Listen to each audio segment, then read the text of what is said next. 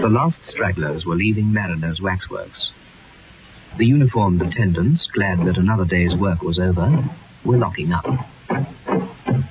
On the second floor of the old grey building, the manager, a stout, blond man of smart appearance, was talking to one Raymond Hewson, who looked anything but smart.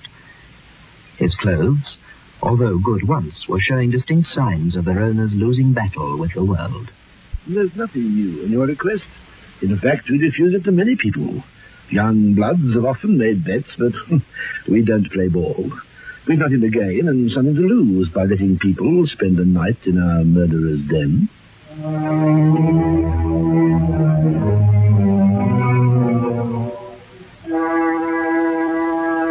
A night in the murderer's den. That's what Raymond Hewson, the man in the shabby clothes, was after. Why? You'll find out. The waxworks. I must earnestly beseech you not to listen to this beyond midnight alone.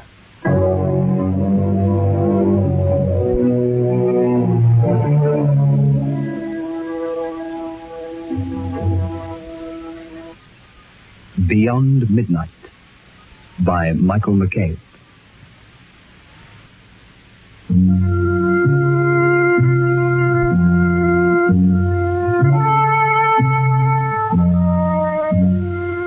No, we certainly have nothing to gain. If I allowed it and let some young idiot lose his senses, what would be my position? But of course, your being a journalist somehow, that alters the case. Well, I suppose you mean that journalists have no senses to lose. No. But one imagines them to be sensible, responsible people. Besides, here we have something to gain. Publicity and advertisement. Exactly. And there I thought we might come to terms. Oh, I know what's coming. You want to be paid twice, do you? It used to be said years ago that Madame Tussauds would give a man £100 for sleeping alone in the Chamber of Horrors. And I hope you don't think we've made any such offer. Now, what's your paper? Well, I'm freelancing at the moment, working on space for 2 or 3 papers. But, well, I don't think I'll have any trouble in getting this story published. Do you? Morning Echo would use it like a shot. A night with Mariner's murderers. No live paper could turn it down. How do you propose to treat it? Well, I'll make it gruesome, of course, but with just a saving touch of humour. I see. All right, Mr. Hewson. Get your story published in the Echo, and there's a £5 note waiting for you here when you care to come and call for it.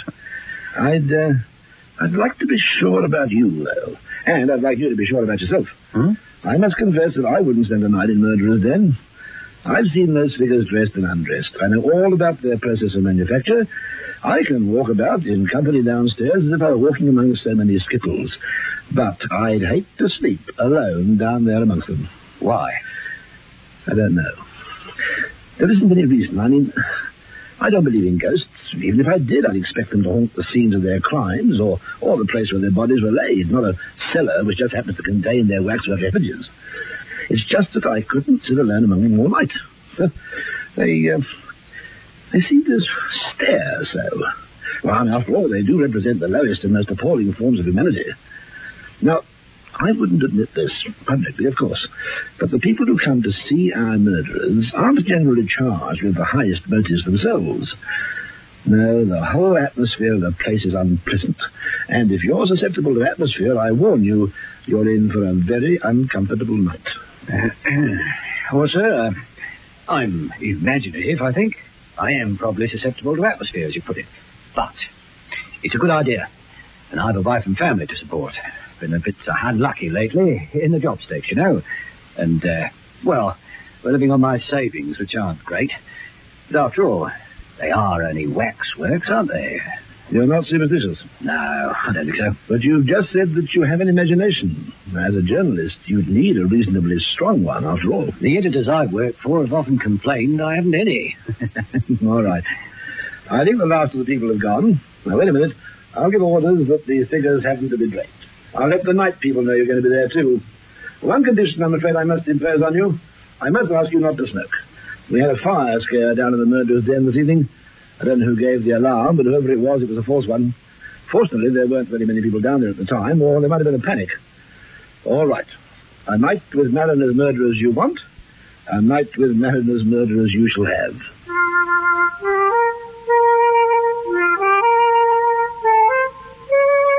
In the passage at the bottom of the stairs were a few preliminary horrors. A rack taken from a medieval castle, relics of the Inquisition, branding irons, thumbscrews. Beyond was the passage into the murderer's den.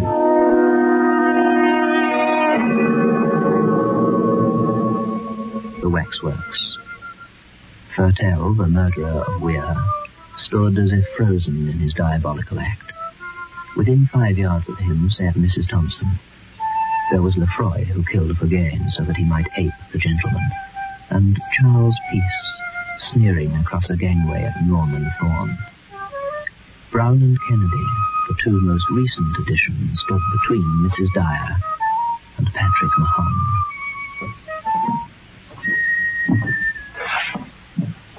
Oh, now, that's Crichton. I expect you recognize him. Insignificant little beast. Looks as if he couldn't turn a worm.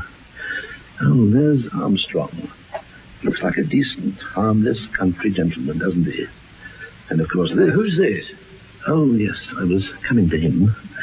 He's our star turn. He's the only one of the bunch who hasn't been hanged. The figure Hewson had indicated was that of a small, slight man, not more than 5 feet in height. It wore little waxed moustaches, large spectacles, and a caped coat. There was something so exaggeratedly French in his appearance that it reminded Hewson of a stage caricature. Who is he? That is Dr. Burdett. Oh. Don't think I've...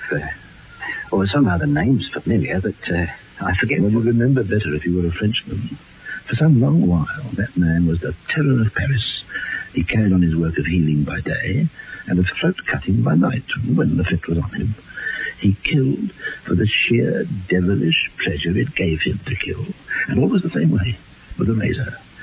After his last crime, he left a clue behind him which set the police on his track.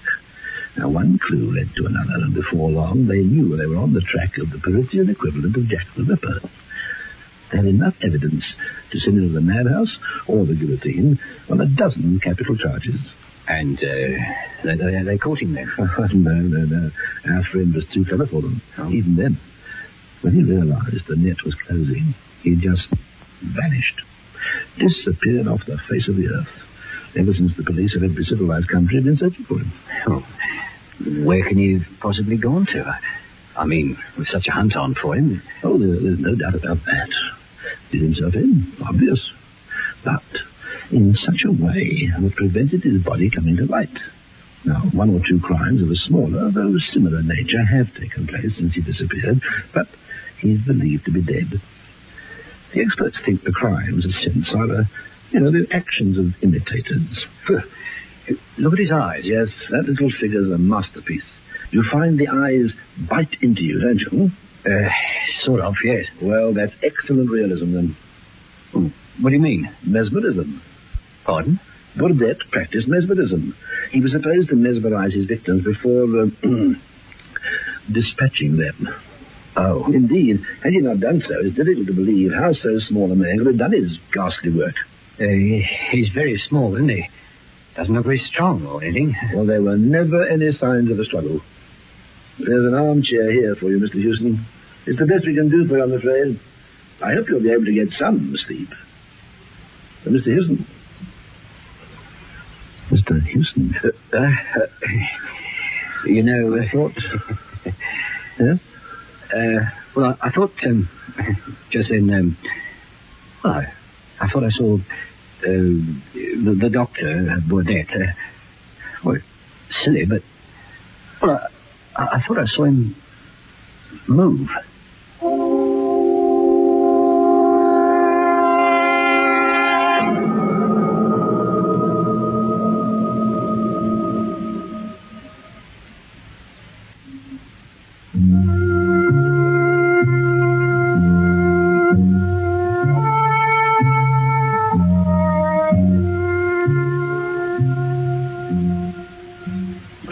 imagination.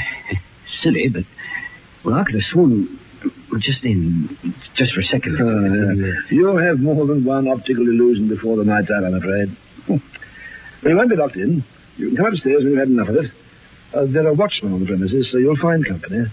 But don't be alarmed if you hear them moving about. I'm sorry I can't give you any more light, but all the lights are on. For obvious reasons, we keep the place as gloomy as possible. Yes. And now I think you'd better return with me to the office for a tot of whiskey before your night's vigil.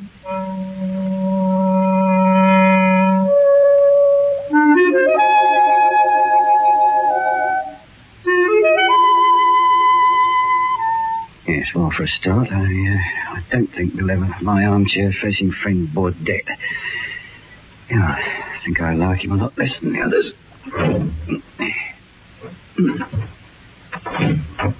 Yes, better. The dim, unwavering light fell on the rows of figures, which were so uncannily like human beings that the stillness and the silence seemed unnatural, ghastly even. Hewson missed the sound of breathing, the rustling of clothes, the 101 minute noises one hears when even the deepest silence has fallen upon a crowd.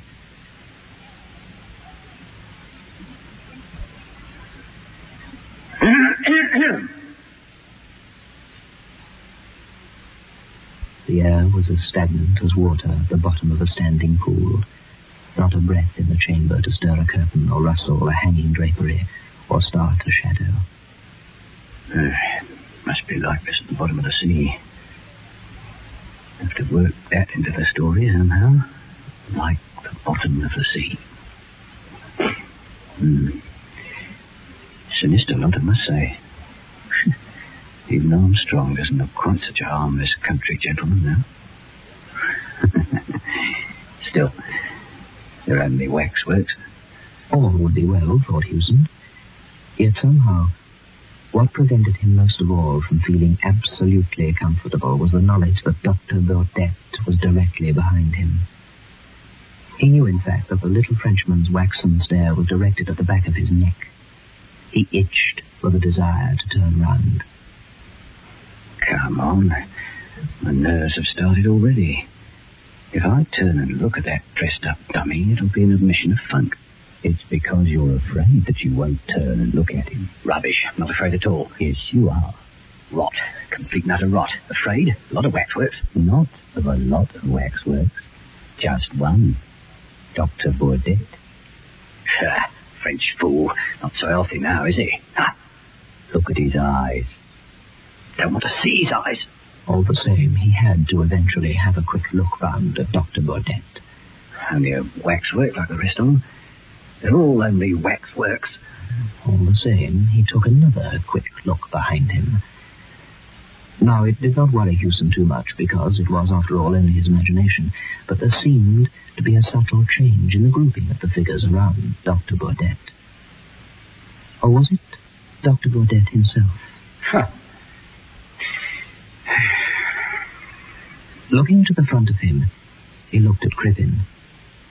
Again, he had the slight feeling that something, somewhere, was a bit different. Crippen seemed, for instance, to have turned 1 degree to the left. I must have moved my chair a bit. Oh, Crippen, it was me who moved. And just then, the waxwork of grey moved a hand. At least Hewson thought the hand moved.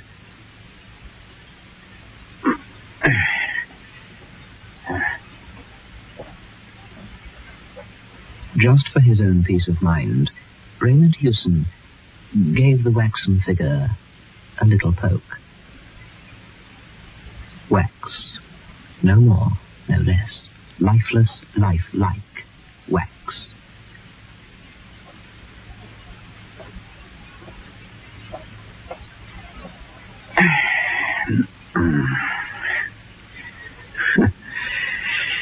They tell me the editors have no imagination. Better make some notes.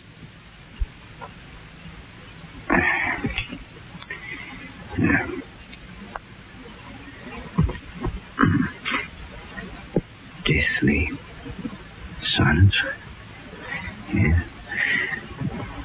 Unearthly stillness of the figures. But then he turned suddenly and looked over his right shoulder. He had neither seen nor heard a movement, but it was as if some sixth sense had made him aware of one. He looked straight into the vapid countenance of Lefroy, which smiled vacantly back as if to say, "It wasn't I." Of course it wasn't you.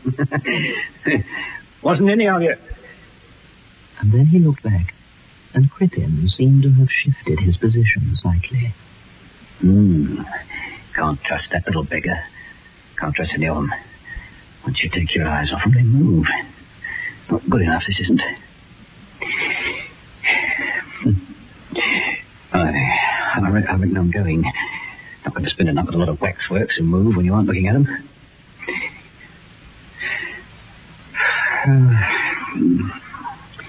No, Hewson, please.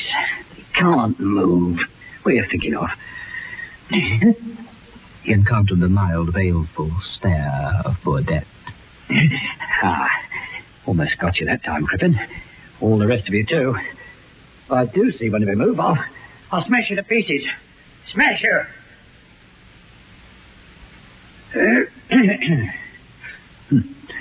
Experienced enough already to write my story.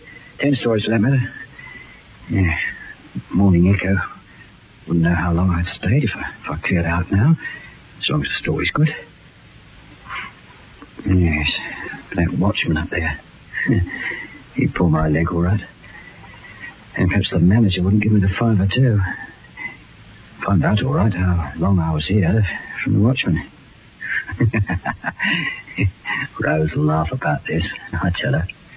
You asleep, Rose girl, or awake thinking of me? Can't have Rose laughing at me. Kids will pull my leg too. Yeah. I think worse than having someone's breathing.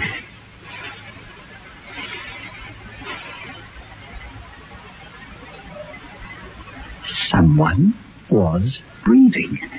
Well, it wasn't me. They knew I was listening, and then they stopped. Yeah, yes, they did. This is too much. Bad enough when they move, when I'm not looking. But I'm not having the beggars breathing, too. No, if I do. I am Raymond Hewson, unsuccessful journalist, but a living and breathing man. And these figures grouped around me are only dummies. Dummies! Yeah. What does it matter if they're lifelike? Wax and sawdust for the entertainment of morbid sightseers and orange-sucking tourists. Ha! Then the gaze of Dr. Burdett urged, challenged, and finally compelled him to turn. Huh?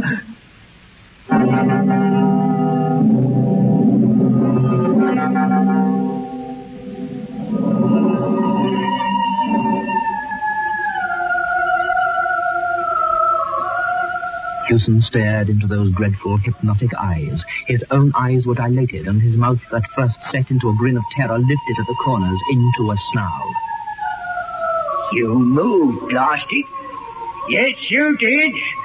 I saw you. I saw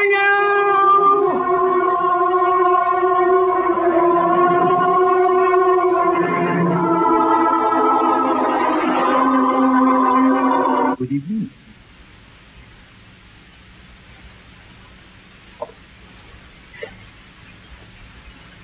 Dr. Burdett's movements were quite leisurely. He stepped off his pedestal with the mincing movements of a lady alighting from a bus. I need hardly tell you that not until I overheard the conversation between yourself and the worthy manager of this establishment did I suspect that I should have the pleasure of a companion here for the night. You cannot move or speak without my bidding, but you can hear perfectly well. Something tells me that you are, shall I say, nervous? My dear, no illusions. I am not one of these contemptible little effigies suddenly come to life. I am Dr. Burdett himself. me, but... Steve, let me explain. Circumstances with which I need not fatigue you have made it desirable that I should live in England. I was close to the building this evening when I saw a policeman regarding me, a thought too curiously. I guessed that he intended to follow me and perhaps ask embarrassing questions, so I mingled with the crowd and came in here. Inspiration showed me a certain means of escape. I raised a cry of fire, and when all the fools had rushed to the stairs, I stripped my effigy of the cape coat, which you may all be wearing, donned it, hid my effigy behind the platform at the back there, and took its place on the pedestal. I own I have spent a most fatiguing evening. The world is divided into collectors and non-collectors. The collectors collect anything according to their own individual tastes. I collect throats. And the doctor regarded Hewson's throat with interest mingled with disfavor. My activities of late have been curtailed. I'm glad, though, of the pleasant opportunity of gratifying my somewhat unusual whim. I should never have selected you from choice, of course. No, I like men with thick necks. Thick red necks. This is a little French razor. The blade, you will observe, is very narrow. It does not cut very deep, but deep enough. In just one little moment, you shall see for yourself. I shall ask you the little civil question of all polite barbers. Does the razor suit you, sir? You will have the goodness to raise your chin a little. Thank you. And a little more, just a little more. Thank you. Merci, monsieur. Merci. Merci.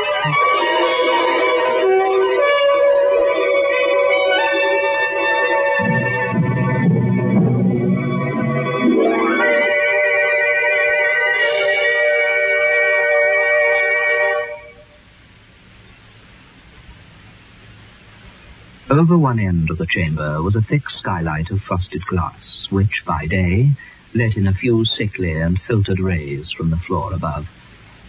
After sunrise, these began to mingle with the subdued light from the electric bulbs, and this mingled illumination added a certain ghastliness to a scene which needed no additional touch of horror. The waxwork figures stood apathetically in their places, waiting to be admired by the crowds who would presently wander fearfully among them. In their midst, in the center gangway, Hewson sat still, leaning far back in his armchair. His chin was up-tilted, as if he were expecting to receive attention from a barber, and although there was not a scratch upon his throat, nor indeed anywhere upon his whole body, he was cold and quite dead. His previous employers were wrong in having him credited with no imagination. Dr. Baudet, on his pedestal, watched the dead man unemotionally. He did not move, nor was he capable of motion. But then, after all, he was only a waxwork.